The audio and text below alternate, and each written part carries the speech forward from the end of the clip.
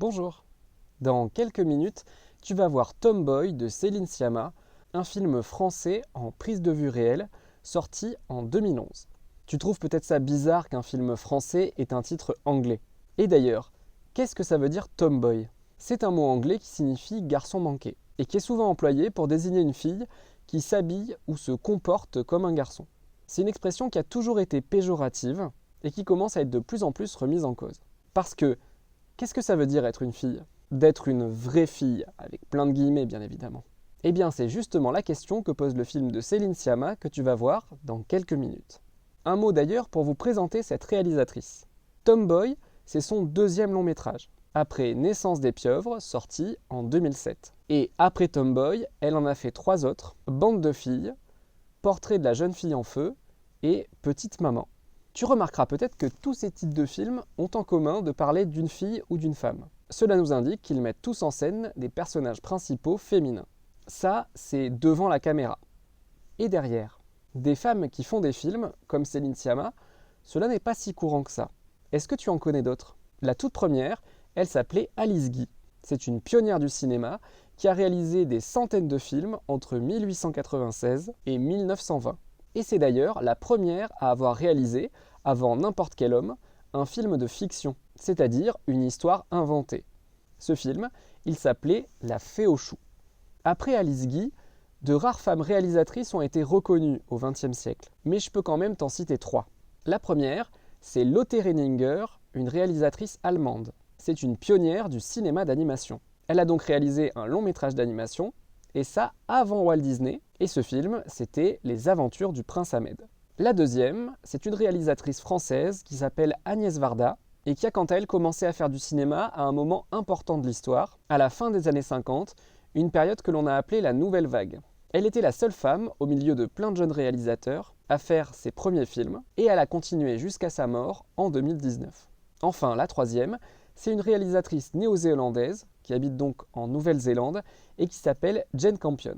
En 1993, il y a donc 30 ans, elle avait été la première femme à obtenir un prix prestigieux, la Palme d'Or du Festival de Cannes, pour son film La leçon de piano. Et maintenant, au XXIe siècle, depuis donc 20 ans, les réalisatrices se sont multipliées, notamment en France, et Céline Sciamma est l'une d'entre elles. Pour en revenir à Tomboy, difficile de t'en parler tant que tu ne l'as pas vu, puisque malgré son côté très simple, c'est un véritable film à suspense. Ce que je peux te dire, c'est que c'est un film qui a été fabriqué très vite. L'écriture a pris 3 semaines et le tournage 3 semaines aussi. D'habitude, un tournage de film, ça prend au moins 5 à 6 semaines minimum, et l'écriture, ça peut prendre des mois, voire des années. On peut donc dire que Tomboy, c'est un film qui a été fabriqué dans l'urgence. Alors, c'est pas un mot qui veut forcément dire que le film a été mal fait, bien au contraire. L'urgence, c'est parfois la marque pour un réalisateur, en l'occurrence ici une réalisatrice, d'un besoin immédiat de s'exprimer sur un sujet. Et ce dont veut parler Céline Sciamma dans son film, c'est du rapport entre les filles et les garçons quand ils sont enfants. Dans Tomboy, tu remarqueras peut-être que la plupart du temps, les adultes sont absents, ou alors quand ils sont là, la caméra les délaisse très vite pour revenir s'intéresser aux enfants, qui sont les véritables personnages principaux du film. Tomboy, il va te faire réfléchir sur ce que ça veut dire d'être un garçon ou d'être une fille, et plus précisément, d'être reconnu comme un garçon ou comme une fille. Tu t'en es certainement déjà rendu compte, ce qui nous différencie, garçons et filles, ce sont nos organes sexuels, ce que l'on appelle notre sexe. Il n'a pas la même forme si tu es un garçon ou si tu es une fille. Ça, c'est ce qu'on appelle de la biologie. Mais au-delà de cette différence, depuis des siècles, les garçons et les filles sont différenciés aussi par des comportements ou par des usages. Par exemple, est-ce que tu as remarqué qu'on dessine toujours des garçons avec des cheveux courts et des filles avec des cheveux longs? Mais toi, tu n'en connais pas des filles qui ont des cheveux courts? Ou des garçons qui ont des cheveux longs? Ou, j'aurais pu te citer un autre exemple, que l'on retrouve dans le film et aussi très certainement dans ta cour de récréation, c'est un endroit où les garçons jouent presque tous au foot. Et la plupart du temps, les filles sont exclues du jeu. Et pourquoi? Parce que les filles, elles sont considérées comme nulles au foot. Mais pourtant, ça n'existe pas des filles qui jouent au foot et qui sont plutôt bonnes au foot? Et Amandine Henry, et Wendy Renard, et toutes ces joueuses qui jouent en équipe de France féminine de football.